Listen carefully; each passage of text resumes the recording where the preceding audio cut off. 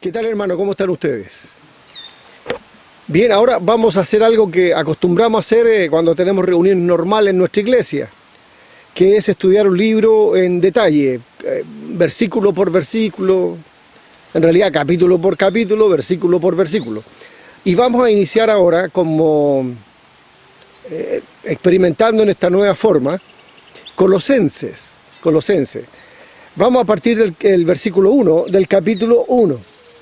Aquí tenemos al apóstol Pablo haciendo la escritura de esta carta.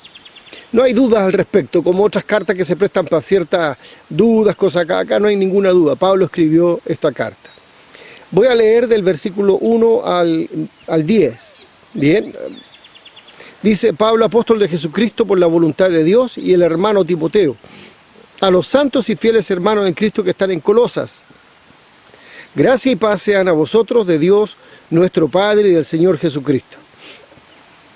Siempre orando por vosotros, damos gracias a Dios, Padre de nuestro Señor Jesucristo, habiendo oído de vuestra fe en Cristo Jesús y del amor que tenéis a todos los santos, a causa de la esperanza que os está guardada en los cielos, de la cual ya habéis oído por la palabra verdadera del Evangelio, que ha llegado hasta vosotros, así como a todo el mundo, y lleva fruto y crece también en vosotros, desde el día que oísteis y conocisteis la gracia de Dios en verdad, como lo habéis aprendido de Epafras, nuestro consiervo amado, que es un fiel ministro de Cristo para vosotros, quien también nos ha declarado nuestro amor en el Espíritu, por lo cual también nosotros, desde el día que lo oímos, no cesamos de orar por vosotros y de pedir que seáis llenos del conocimiento de su voluntad en toda sabiduría e inteligencia espiritual, para que andéis como es digno del Señor, agradándole en todo, llevando fruto en toda buena obra y creciendo en el conocimiento de Dios. Hasta ahí la lectura, el versículo 10. No vamos a alcanzar a llegar al versículo 10, pero sí vamos a por lo menos analizar versículos que son importantes, porque aquí nos va a hablar de una iglesia y las enseñanzas de esta iglesia son muy aplicables a nosotros por lo que somos nosotros actualmente, por lo que está pasando con nosotros actualmente. Colosenses se escribió más o menos por ahí por el año 60, junto con Efesio y Filemón. Y pareciera que la misma persona que llevó las cartas de Efesio y Filemón llevó esta carta. El mismo mensajero. Por eso se estima que fue en el año 60 después de Cristo. Ahora, habían dos errores que podían Pablo estar combatiendo en esta carta, que nos vamos a ir viendo de a poco, que es el ascetismo. Es una forma de legalismo, el ascetismo. El legalismo es el que se va a la ley sin reconocer interpretación o aplicación, simplemente aplica. Ascetismo, no gustéis ni aun toquéis. Eso lo puede comparar con Romanos 8:13 usted.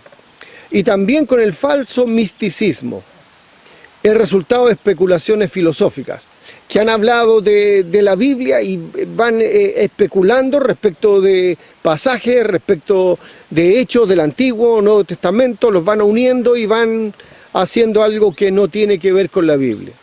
Ahora, esas razones nos hacen entender que esta carta es aplicable a nosotros en su enseñanza. Nosotros no somos los colosenses y tenemos que aprender mucho de ellos. Bien, entonces la primera parte son los saludos, la identificación de quién está haciendo la carta.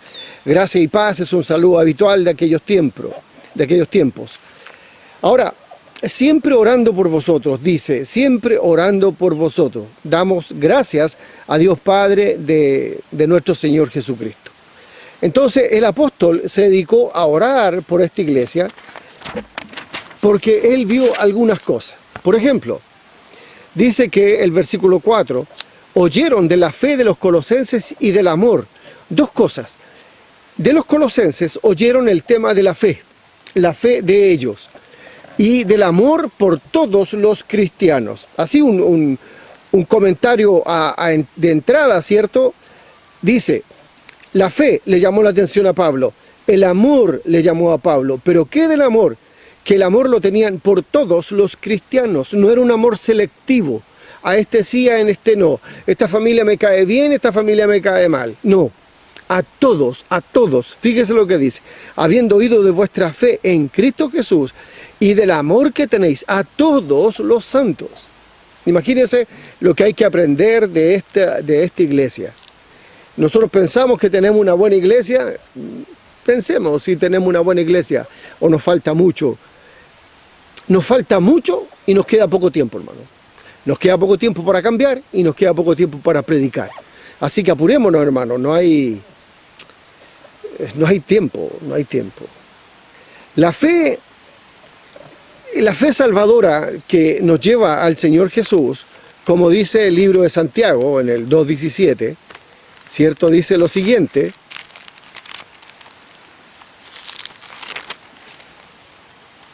así también la fe, si no tiene obras, es muerta en sí misma. La fe que salva es una fe dinámica. La fe no queda estática ahí, no queda ahí, yo me salvé y quedé. No, la fe nos lleva al servicio, nos lleva a entender más, a conocer más de Dios, de Jesús, de la obra, de los planes de Dios, de las tareas para nosotros. Esa fe es dinámica, no nos deja quietos. Estamos salvados, pero empezamos en una serie de actividades que nos llevan al servicio. Y para llevar esa fe dinámica en adelante, tenemos que ser personas obedientes a la fe. Y le aseguro que en las iglesias, no quiero hablar de la nuestra, en las iglesias hay personas desobedientes, que jamás consideran la opinión de los hermanos más ancianos, ¿para qué vamos a decir del pastor? Y eso está malo, eso está mal, ¿me entiende? Eso no debe ser. Por ejemplo, Juan 3:36 dice: el que cree en el Hijo tiene vida eterna, el que cree en el Hijo tiene vida eterna.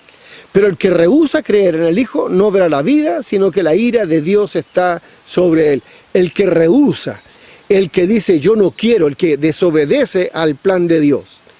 Hechos 6:7 dice: y crecía la palabra del Señor y el número de los discípulos se multiplicaba. Un paréntesis, también muchos de los sacerdotes obedecían a la fe. La fe debe ser obedecida. La fe no es el sentir, la fe es obedecer,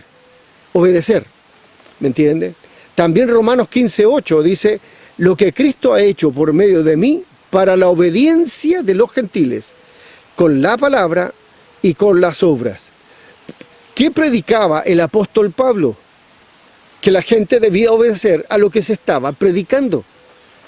Hoy día, desgraciadamente, tenemos una cosa rara en la predicación, que poco menos tenemos que estar inventando cosas para que la gente crea. Y eso no es el verdadero evangelio. Entonces, para la obediencia a los gentiles. En 2 Tesalonicenses 1:8 dice: en llama de fuego para dar retribución a los que no conocieron a Dios, ni obedecen el evangelio de nuestro Señor Jesucristo. Entonces, ¿cómo parte este tema? ¿Por qué los colosenses habían alcanzado lo que alcanzaron y la admiración de Pablo por esta iglesia? No sé si era grande, pequeña, pero era una iglesia, ¿cierto?, que tenía fe y amor por todos los hermanos. Bien, ahora, la fe debe ser obedecida. Romanos 1:5 dice: por quien recibimos la gracia y el apostolado, o sea, el ser enviado, para la obediencia a la fe en todas las naciones por amor a su nombre. Entonces, ¿por qué obedecemos? Por amor al nombre del Señor Jesús, en retribución de lo que Él nos hace. Por eso obedecemos, entendemos que nos conviene obedecer. ¿Me entiende? Y también Romanos 16:26 dice, lo anterior a esto dice en el pasaje, las Escrituras según los mandamientos de Dios, dice: se ha dado a conocer a todas las gentes para que obedezcan a la fe. Para que obedezcan a la fe. Entonces, ¿qué habían alcanzado los colosenses? Obediencia. Obediencia verdadera, obediencia real. Si Dios decía camina, caminaban. Si detenerse, se detienen. Tenían que orar, oraban. Si tenían que ayunar, ayunaban. Si tenían que amar a todos, amaban a todos. No es como las iglesias actuales. Hago lo que quiero. Voy cuando quiero.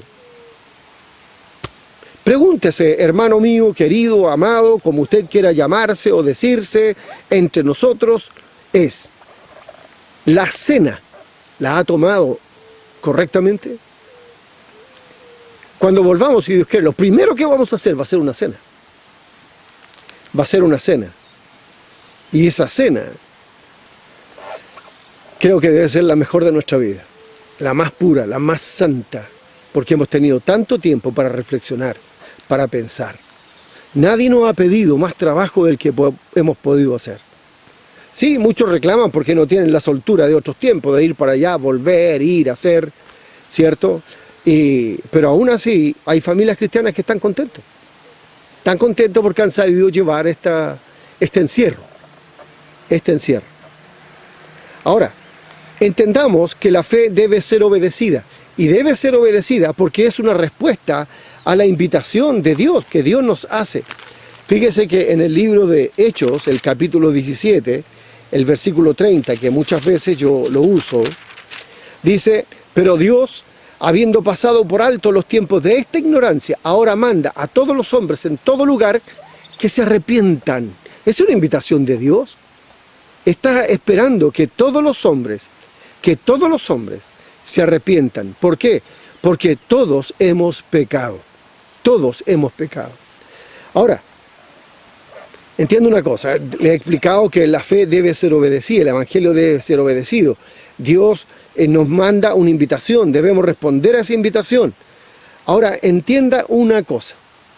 Nosotros, en la presencia de Dios, según 1 de Pedro 1:2, fuimos escogidos, entienda, fuimos escogidos para obedecer.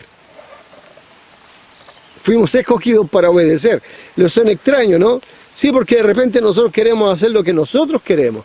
Queremos irnos para donde nosotros queremos. Tal vez algunos han malinterpretado ciertas palabras o ciertas ideas que yo he dado. Pero fíjese que en 1 de Pedro 1:2 dice, elegido según la presencia de Dios, Padre, en santificación del Espíritu, para obedecer.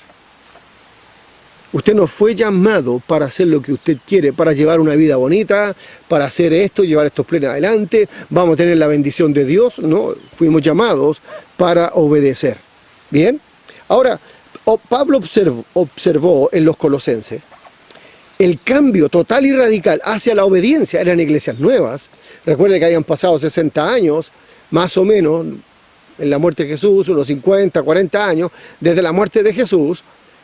Hasta esa fecha habían ocurrido cosas, era todo un movimiento nuevo a través del mundo, pero él vio que ellos cambiaron de la vida mundana que llevaban hacia la obediencia y el amor. Hacia la obediencia y el amor. Pregúntome yo mismo, ¿he ido hacia la obediencia y el amor sin condiciones? Porque yo puedo decir, sí, yo obedezco a Dios. Y puedo decir, sí, yo tengo fe, amo, pero ¿es como Dios quiere? ¿Es lo que Dios quiere? La fe que regenera mi vida, que me hace nacer de nuevo, me lleva a un cambio total, absoluto. Si yo iba en dirección al norte, la fe me lleva en dirección al sur. Me da un cambio absoluto. Nos da un cambio de visión de vida, un cambio de visión de vida. Los propósitos, lo importante, que es realmente importante. ¿Me entiende? Entonces, ¿qué nos enseña el mundo? Que hay cosas importantes, como les decía yo. Vamos a tener esperanza de cambiar por el gobierno. Vamos a tener esperanza de sanarnos por la ciencia. No escucho decir a nadie, en los medios de comunicación, si Dios quiere. ¿Por qué? Porque hemos sacado a Dios de la fórmula. Hemos sacado a Dios de nuestra vida, de todo nuestro quehacer. Lo hemos sacado. ¿Y qué cree que están haciendo los demás? Todavía quieren sacar a Dios de todo, que no figura en ninguna parte. ¿Bien? Entonces, Santiago 2, 17 al 18 dice, así también la fe, si no tiene obras, es muerta en sí misma. Santiago lo dice claramente. Si no tiene obras, si tú te quedaste ahí sentado y eres fiel en ir, estar sentadito de corbata, ¿verdad? Y tú con un vestido muy lindo y no hacen nada que constituya pecado, pero no hacen nada, bueno, tu fe es muerta. Esa fe no te salva. estás condenado igual al infierno. Alguno puede decir, pero alguno dirá, tú tienes fe y yo tengo obras. Muéstrame tu fe sin tus obras. Muéstrame tu fe sin tus obras. Muéstrame tu fe sin tus obras. Lo único que me puede decir, yo tengo fe. Yo tengo fe. Lo único que me puede decir. Pero al revés, la persona te puede decir, yo te mostraré mi fe por mis obras, por lo que he hecho. Esa es mi fe. Mira, mira mi vida, mira esto otro, mira esto otro. ¿Tengo o no tengo fe? Comparado con tu decir, si no tienes obras, ¿qué podías compartir? ¿Me entiendes?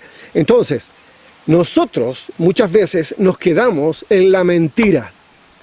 Mentimos respecto de la fe. Mentimos. Porque nosotros podemos hacer una oración, Padre mío, Padre Santo, que estás en los cielos y bli, bli, bli, bli. ¿Y qué estamos diciendo?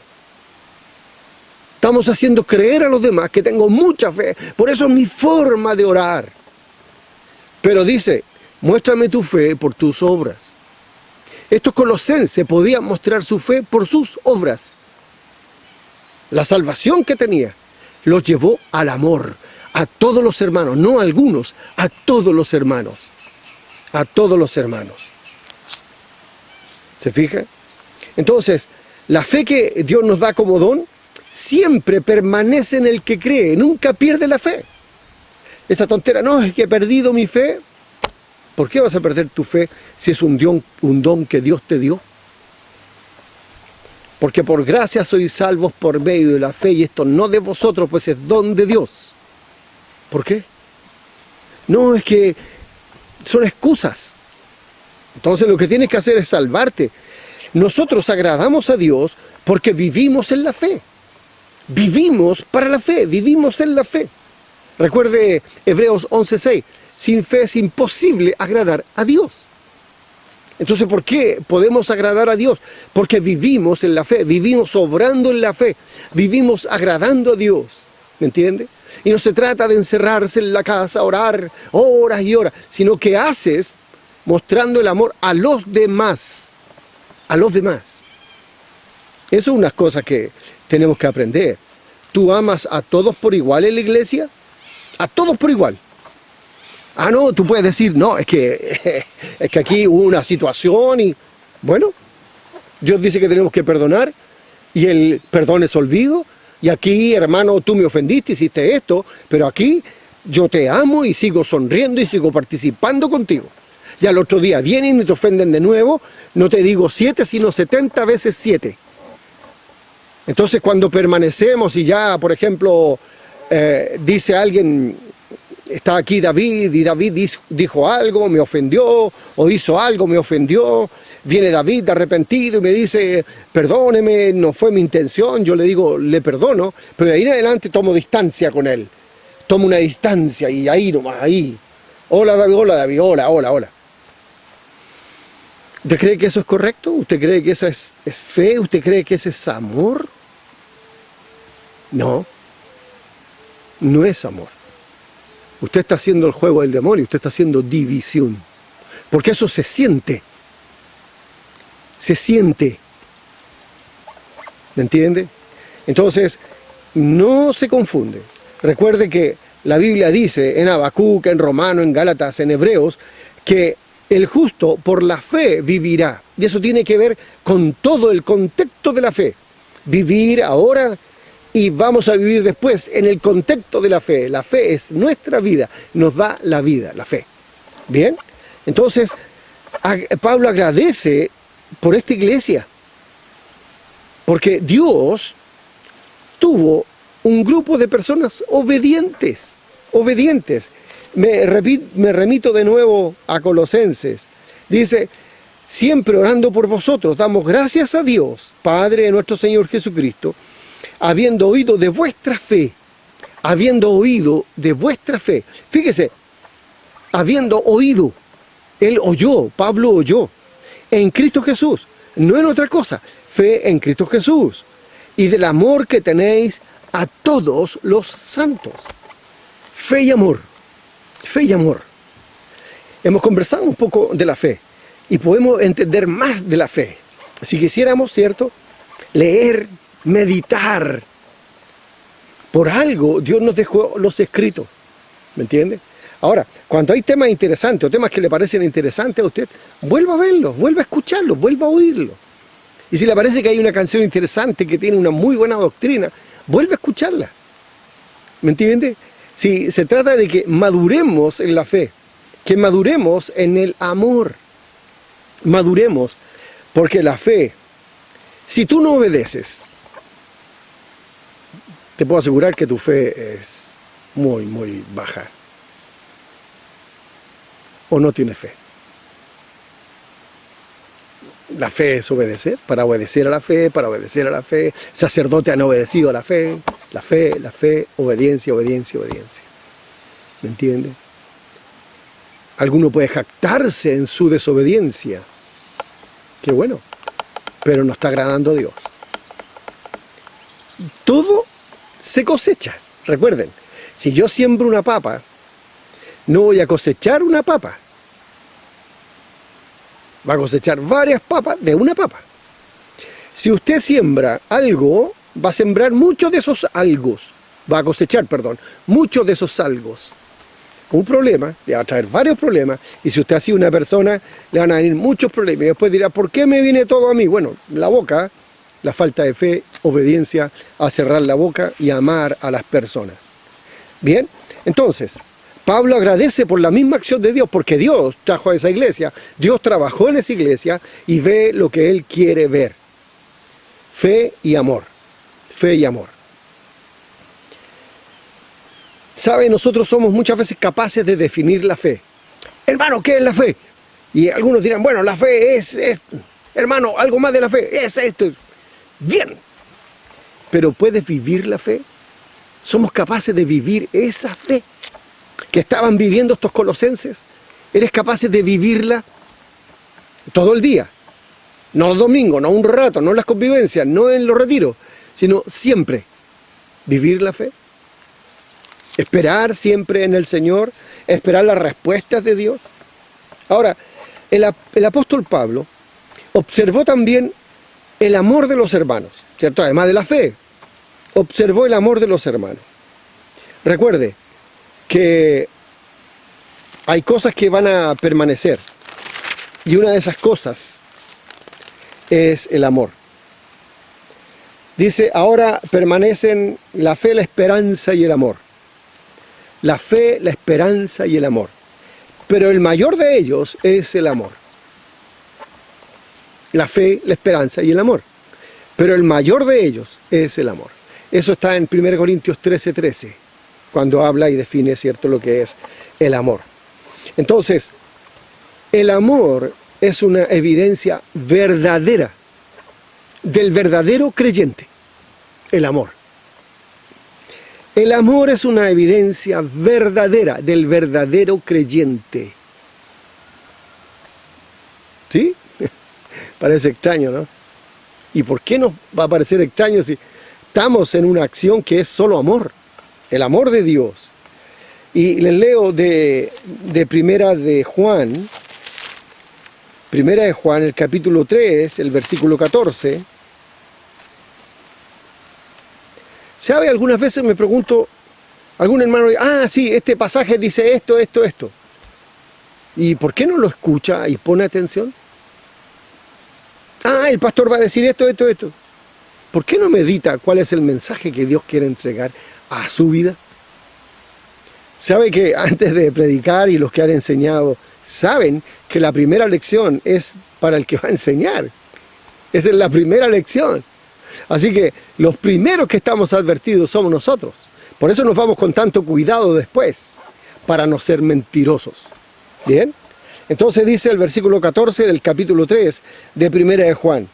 Nosotros sabemos que hemos pasado de muerte a vida, ¿cierto? De muerte a vida. Estábamos muertos en nuestros delitos y pecados. ¿Se acuerdan? Efesios 2:1. Hemos pasado de muerte a vida, en que amamos a los hermanos. En que amamos a los hermanos. Sí, pero, no hay pero. No hay pero.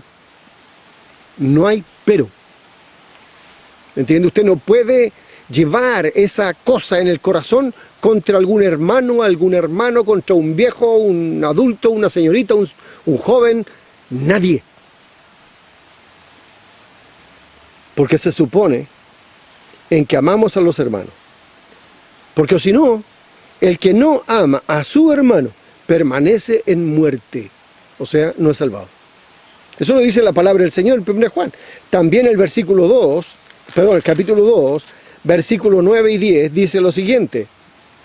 El que dice que está en la luz y aborrece a su hermano, está todavía en tinieblas.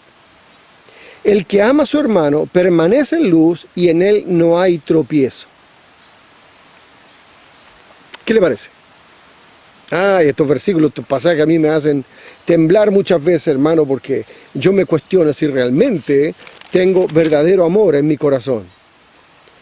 El versículo 10 del capítulo 3 dice, en esto se manifiestan los hijos de Dios y los hijos del diablo.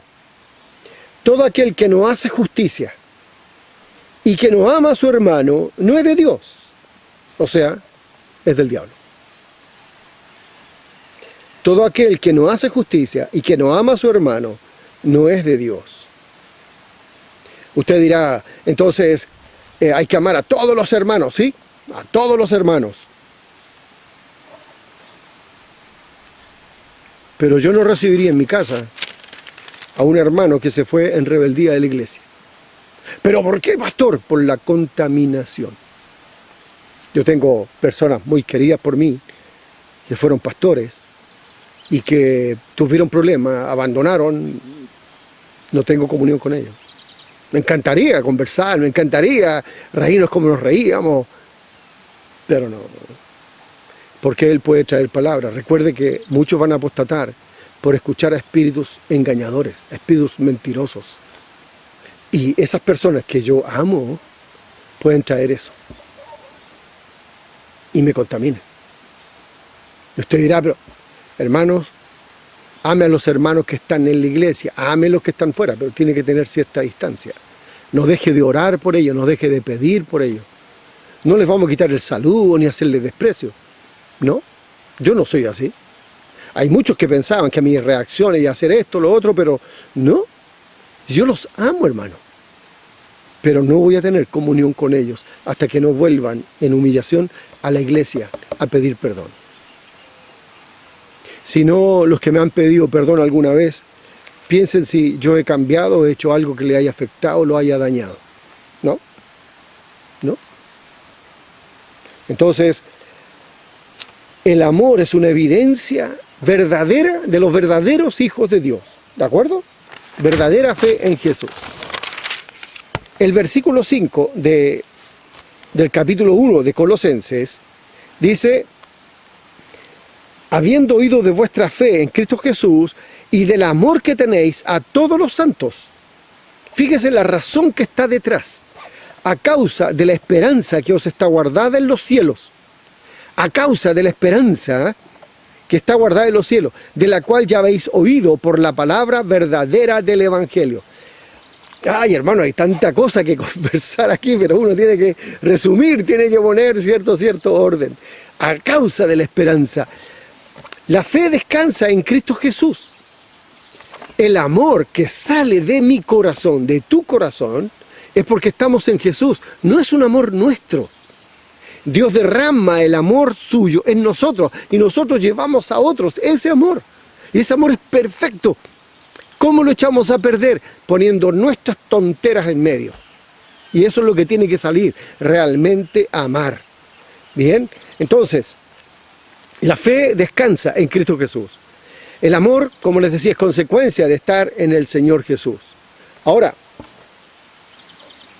la esperanza es la presencia de Cristo en la vida cristiana. ¿Sí? Si no está Cristo en tu vida, ¿de qué esperanza me hablas?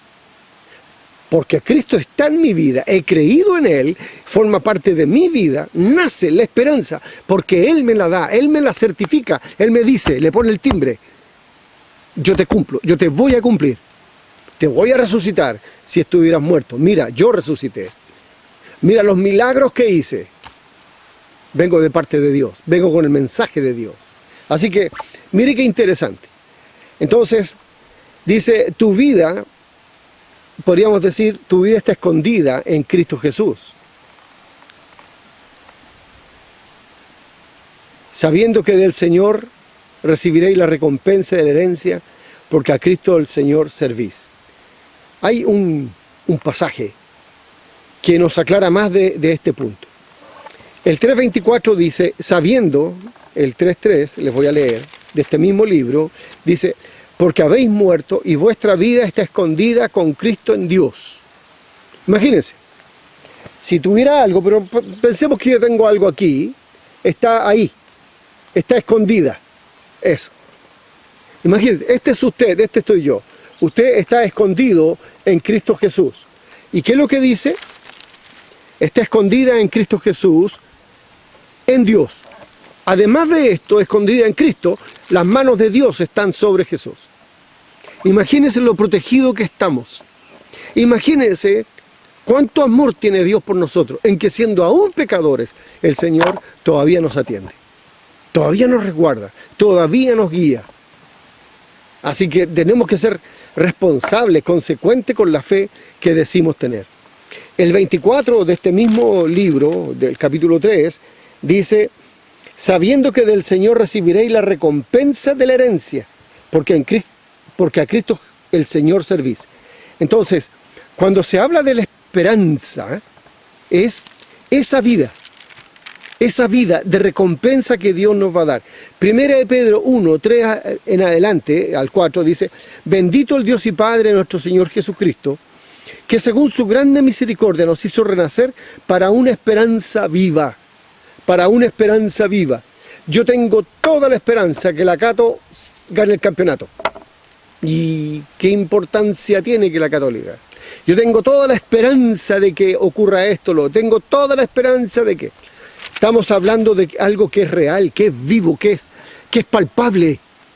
Dice, bendito el Dios y Padre, nuestro Señor Jesucristo, que según su grande misericordia nos hizo renacer para una esperanza viva. Por la resurrección de Jesucristo de los muertos. Ahí está la evidencia. Para una herencia incorruptible, incontaminada e inmarcesible, reservada en los cielos para vosotros. ¿Qué nos espera? Una herencia que es incorruptible, no se va a corromper, que es incontaminada, no tiene pecado, que es inmarcesible, que no se marchita, reservada en los cielos para nosotros. Eso me espera a mí y te espera a ti si eres creyente en el Señor Jesús. La esperanza que nos da el Señor Jesús está basada en su propia voz, en sus propias palabras. Fíjese que el versículo 1 al 4 del capítulo 14 de Juan dice, no se turbe vuestro corazón. Creéis en Dios, también creed en mí. En la casa de mi Padre muchas moradas hay. Si así no fuera, yo os lo hubiera dicho. Voy pues a preparar lugar para vosotros. Y si me fuere y os preparare lugar, vendré otra vez y os tomaré a mí mismo, para que donde yo estoy, vosotros también estéis. Y sabéis a dónde voy, y sabéis el camino. En las palabras del Señor Jesús tenemos la promesa de que vamos a ir a un lugar que Él está preparando. En un lugar de muchas moradas, muchas. Entonces, nos falta poner más confianza en las promesas de Jesús, en ir más allá con las promesas, vivir la promesa como si fuera hoy eso. Las iglesias cristianas están muriendo, usted no se da cuenta. Las iglesias cristianas cada vez se tornan más carnales. El tipo de música y todo lo demás está cambiando hacia el mal. Y usted dirá, bueno, ¿qué tiene la música que hemos incorporado nosotros? Es una pregunta que siempre hago, pero todavía no recibo respuesta. Bien, entonces dice que vamos a recibir esa herencia por la palabra verdadera del Evangelio. ¿Dónde? En Colosenses. Dice el versículo 5, que la fe y el amor, ¿cierto?, lo tienen a causa de la esperanza que está guardada en los cielos, de la cual ya habéis oído por la palabra verdadera del Evangelio. Por la palabra verdadera del Evangelio, por favor. Gálatas 1 dice lo siguiente, 1, 11 y 12, dice así: mas os hago saber, hermanos, que el evangelio anunciado por mí no es según hombre. No lo inventó Pablo, no lo copió de Pedro, no. Pues yo ni lo recibí ni lo aprendí de hombre alguno, sino por revelación de Jesucristo. ¿Quién le enseñó el evangelio a Pablo? Jesús. Jesús. Él le enseñó el evangelio. Entonces, ¿qué debemos tener nosotros muy presente? ¿Creemos verdaderamente en el verdadero evangelio? Usted dirá, sí, por supuesto. Entonces dígame, ¿qué es el verdadero evangelio? Dígame, contésteme, ¿qué es el verdadero evangelio? El evangelio es de la gracia, proclama la esperanza al hombre por medio de la fe en el Señor Jesús, esperanza de vida eterna. La esperanza que proclama el evangelio no es transformación, no es que vayas a ser transformado, no. Es nacer de nuevo, vas a ser una nueva criatura, una nueva criatura. El falso evangelio que se predica y en muchos lugares, y muchos telepredicadores enseñan, es una afirmación del poder del hombre, que puede superar su situación, que puede, tú vas a superar, si crees en Jesús, vas a superar esta situación, vas a ser exitoso, vas a ser... No es cierto eso. A nosotros se nos llama para ser santos, para ser obedientes, no para llevar vidas propias. Y dicen, tú puedes agradar a Dios, pero sin fe, ¿puede agradar a Dios? La esperanza humanista dice, tú puedes, tú puedes, tú puedes. Y eso es perverso, porque descansa en la autoestima falsa, mía, mi autoestima. Hoy día estoy con las ganas, mañana estoy en el suelo. Entonces, te promete caminar felizmente estos evangelios, pero su fin es muerte, es infierno. Créame, el verdadero evangelio dice que tú no puedes hacer nada, escúcheme, nada para salvarte. Tú no puedes hacer nada por la persona para salvarla que venga de ti. Por eso, hermanos, tenemos que confiar en lo que dice la palabra de Dios. Y dice la palabra de Dios que todos pecamos, que la palabra de Dios nos muestra el pecado, que nos dice que todos pecamos, pero la palabra de Dios me muestra el amor y la justicia de Dios, que yo soy incompetente para salvarme y que solo Jesús es el que salva. Nadie más. Jesús no tiene mensajeros, Jesús no tiene intermediarios. No, por eso nosotros oramos con tal tranquilidad. Y cuando oramos como Jesús, podemos usar el modelo de Jesús. Padre nuestro que estás en los cielos. O una oración directa. Señor, te pido. Padre, te pido. Y lo termino en el nombre de Jesús, para dar gloria a Dios. Ahora, Gálatas 1:8 dice, mas si aún nosotros o un ángel del cielo os anunciare otro evangelio diferente del que os hemos anunciado, sea anatema. Ojo con lo que nosotros enseñamos. Ojo con el evangelio que predicamos. ¿Sabe por qué el evangelio cae mal? Porque nos hace ver lo que somos. Lo que somos a los ojos de Dios. Dice, repito, habiendo oído de vuestra fe en Cristo Jesús y del amor que tenéis a todos los santos, a causa de la esperanza que está guardada en los cielos, de la cual ya habéis oído por la palabra verdadera del evangelio. Cuídate, hermano, de predicar un evangelio que no es el de la Biblia. Cuídate y prediquemos lo verdadero. Que Dios les bendiga. Nos vemos si Dios quiere.